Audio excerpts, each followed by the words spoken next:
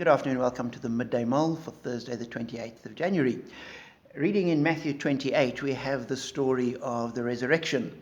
Matthew records, after the Sabbath, at dawn on the first day of the week, Mary Magdalene and the other Mary went to look at the tomb. They'd followed and seen where Jesus was buried. They knew exactly where the tomb was. There was a violent earthquake, for an angel of the Lord came down from heaven and going to the tomb, rolled back the stone and sat on it. His appearance was like lightning, and his clothes were white as snow. So this messenger from God steps down, shining with all the holiness of the glory of the presence of God, and opens the tomb up, not to let Jesus out. Jesus was out already, but opening the tomb up so that Mary and the other Mary could look inside and see.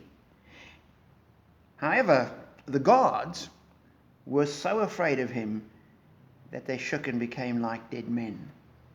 And ultimately, that is the human response to the holiness of God.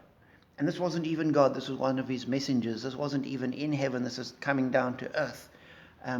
But the response is to be so overwhelmed, so afraid, that you fall down and can do nothing. And time and again, as you read through the scriptures, where people encounter God or encounter one of his angels, so often this is the response.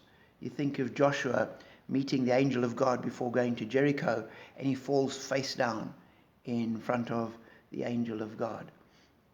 And so, as human beings, because we're unholy, because of our sin, because we've separated ourselves from God, the minute we confront his holiness, we will be overwhelmed. That's what sin does to us. It cuts us off so completely from God. However, the hope is with the women. The angel said to the women, "Do not be afraid, for I know that you're looking for Jesus who was crucified. He is not here. He has risen, just as he said. Come and see the place where he lay."